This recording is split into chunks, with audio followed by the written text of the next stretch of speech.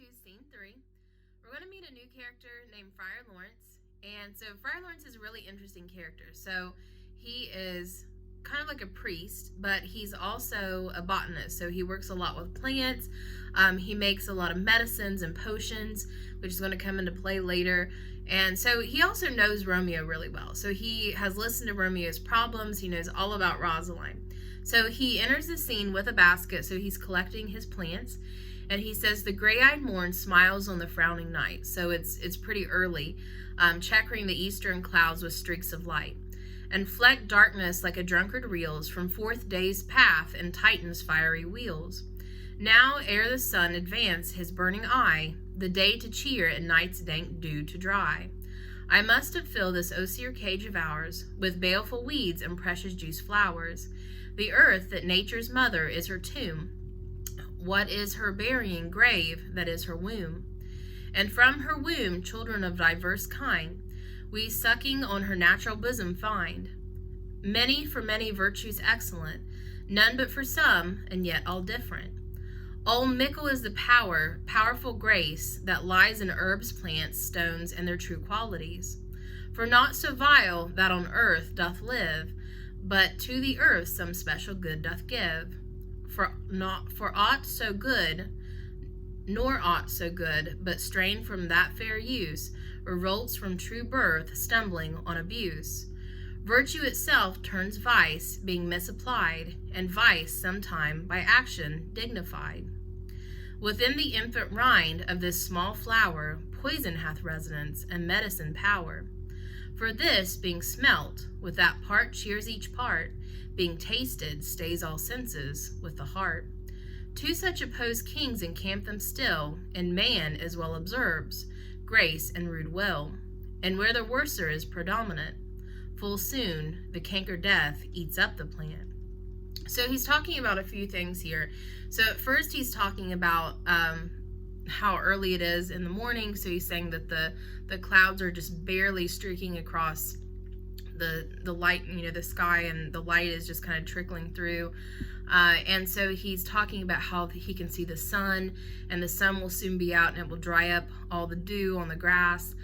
He says that he's filling up his basket. So he's carrying a basket and he is filling it with all these different herbs and different plants. And then he starts talking about the plants, and he starts talking about nature and how that the earth is like a mother earth. So everything is born from the earth, but it's also her tomb. So when we die, we go back into the earth. So it's kind of like the cycle of life.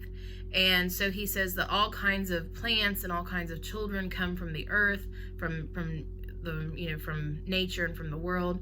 And so he says, but we're all different.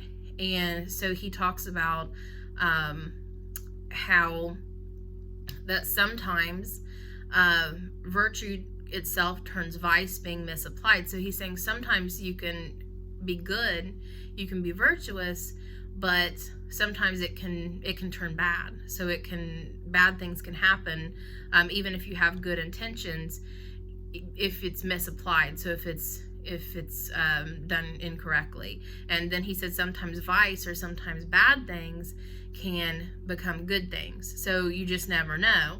And so then he talks about how he has a plan. He says in this plan, you can, if you smell it, you can be healed, but if you taste it, it can kill you.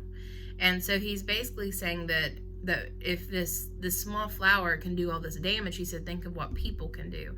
So he's saying that people, no matter how small or how insignificant they are, can make a huge impact, either for bad or good. And so then he's starting to talk about how that plants are very powerful, but also people are very powerful.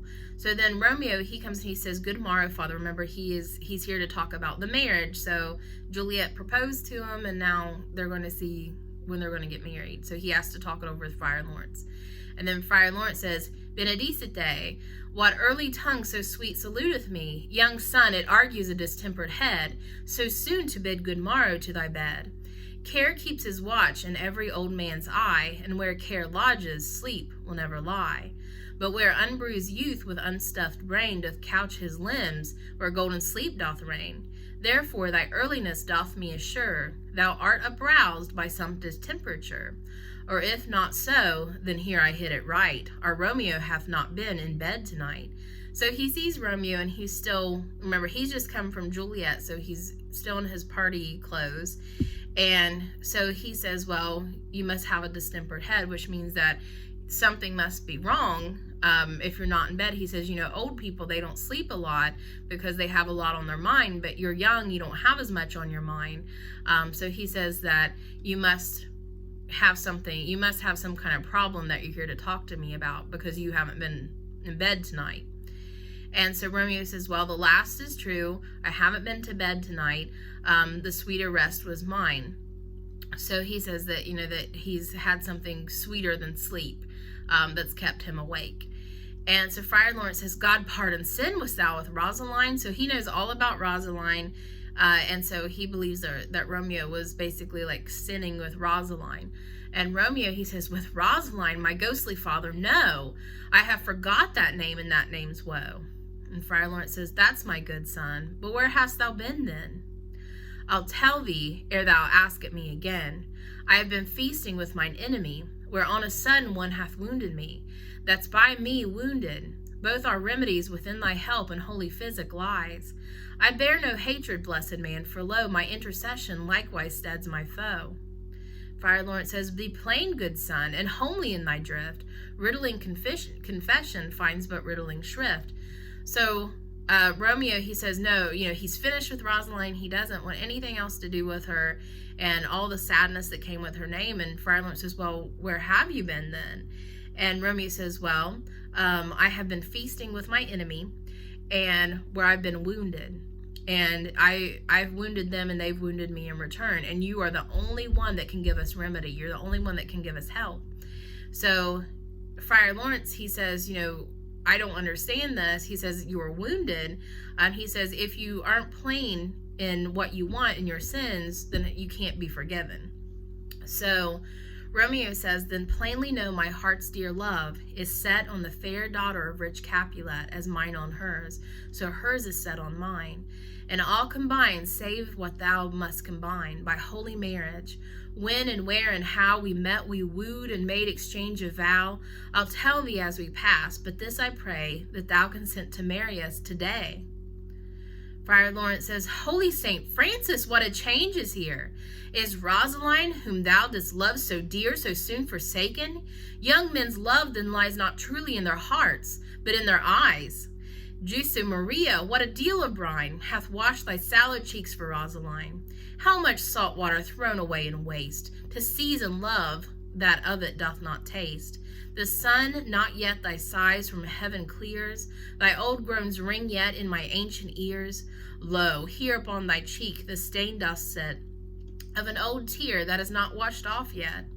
If e'er thou wast thyself and these woes thine, thou and these woes were all for Rosaline. And art thou changed? Pronounce this sentence then. Women may fall when there's no strength in men. So, Romeo, he says, okay, well, just let me tell you what's going on. And he says, I've fallen in love with the daughter of rich Capulet, and she's fallen in love with me. We want to get married, not tomorrow, not a week from now. He wants to marry her today, and he wants Friar Laurence to marry them. So Friar Laurence, since he knows all about Rosaline, how depressed Romeo was, he says, what a change is here. He says, what happened to Rosaline? And so he says that obviously men's love is in their eyes, not their hearts. So he's saying that he's falling in love with someone based on their beauty and not on who they are. So he doesn't really think Romeo's in love with Juliet. And so then he says that he's wasted all these tears, all this brine on Rosaline. And so he says that he can almost still hear Romeo's groans over Rosaline in his ancient ears, and he can almost see a tear stain on Romeo's cheek from where he had cried over Rosaline. And so that hasn't been washed off yet. So he says, how can you change your heart so quickly? And so then he says, well, say this sentence then, women may fall when there's no strength in men. He says, how can you be, that if men can't be strong, then how can you expect women to be faithful and strong? So Romeo, of course, this isn't what he wants to hear. So he says, thou chidest me off for loving, Rosaline. Friar Laurence says, for doting, not for loving, pupil mine. And badest me bury love, not in a grave, to lay one in, another out to have. I pray thee, chide not, her I love now doth grace for grace and love for love allow, the other did not so. Oh, she knew well thy love did read by rote, that could not spell. But come, young waver, come, go with me, in one respect I'll thy assistant be, for this alliance may so happy prove, to turn your household's rancor to pure love. So Romeo, he says, well, you're the one that told me to not love Rosaline. And Friar Laurence says, no, I told you not to dote over Rosaline, meaning not to be overly affectionate, not to obsess about her. And Romeo says, well, you told me to bury my love for Rosaline. And Friar Laurence says, I didn't tell you to bury it in a grave, to put one, to take one person out of the grave, one hopeless relationship out of the grave and put another in. So he's saying that both loves were hopeless. And Romeo says, well, he says, this time is different. Juliet loves me, Rosaline never did.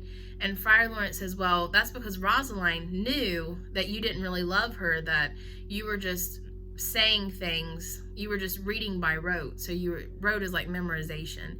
So basically that you had just memorized what a person in love would say, and you were saying it to Rosaline, but you didn't really feel it, and she knew that. But he says, all right, I will help you, and I will marry you to Juliet. He says, but only for this one reason, and that's to turn your household's rancor to pure love. So he's saying that he thinks that if he marries them, that it's going to stop the feud. And so then Romeo, he says, oh, let us hence, I stand on sudden haste. So he wants to get married right then. He wants to get married, as soon as possible. And Friar Laurence, he says, wisely and slow, they stumble that run fast. So he's saying, hold your horses, don't get too ahead of yourself. Right, and that's the end of that scene. So scene 3.